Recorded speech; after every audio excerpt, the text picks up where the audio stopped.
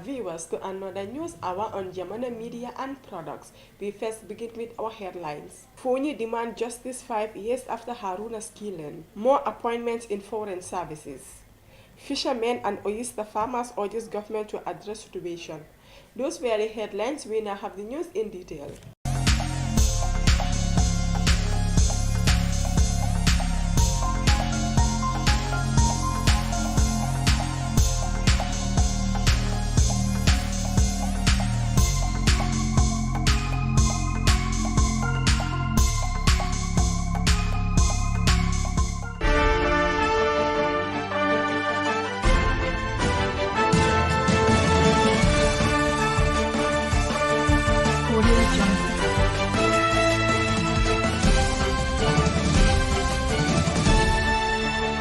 Several residents of Fonyi on Friday gathered in Kanilai to renew calls for the Gambia government to bring the killers of Haruna Jatta to justice.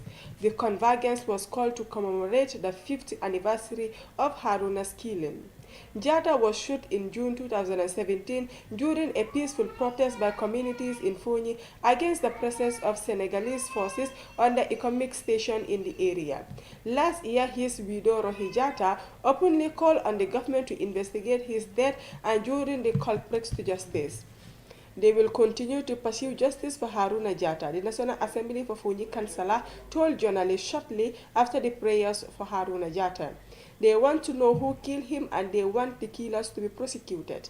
They want them to be brought to justice and a compensation paid to his family, Honorable Alimame Jiba said. Fonyi Councillor National Assembly members said the government could without delay respond to Mr. Jatta's family's call for justice. They need justice and closure now, he demanded. He said the Youth Association has a certificate showing evidence of the cause of Haruna's death, and 2 years ago, the association wrote to the President and Ministry of Justice seeking for justice, but they didn't receive any response. It is very disheartening that anything about Fonyi and its people is not taken seriously by the government. This is a serious concern that should be addressed now, Mr. Jiba said.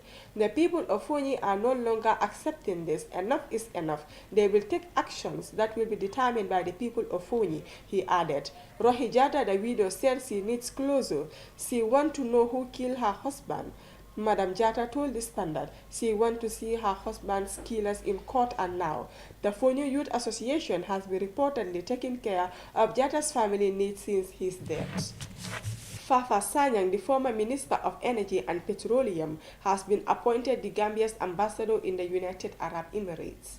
Mr. Sanyang was appointed Energy Minister in April 2017, a few moments after President Barrow sworn in his first cabinet.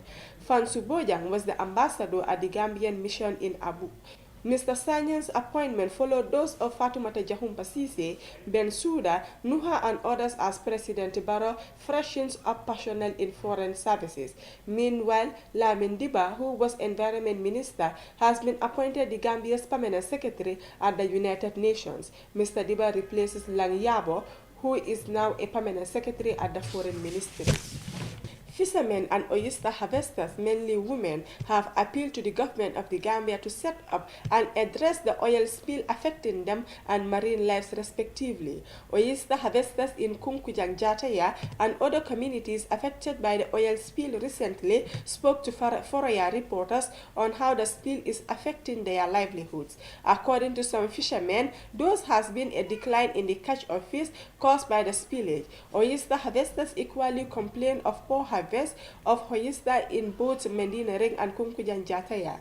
They added that livelihoods have been affected and continue to be affected as a result of the oil spillage. Speaking to fisheries officials at the Ministry of Fisheries and Water Resources, the Deputy Permanent Secretary Malandabo said he is not officially aware of the oil spill as they were not informed, adding that he was informed about the spill incident by a relative. However, he said he was surprised that their ministry was not included in the oil spill saga, noting that the importance of fisheries in the matter cannot be overemphasized.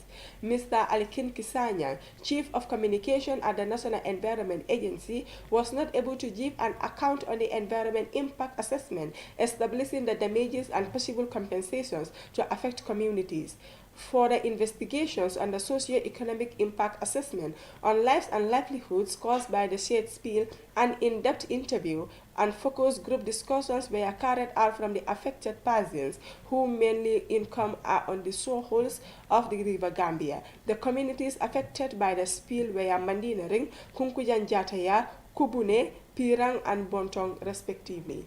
Those were the stories about today's newscast, but before we take a leave, let's take a recap on our top stories. Fonyi demand justice 5 years after Haruna's killing. More appointments in foreign services. Fishermen and oyster farmers urges government to address situation. Those were the stories. Thank you for joining us with your presenter Maria McGillen. Do have a nice day.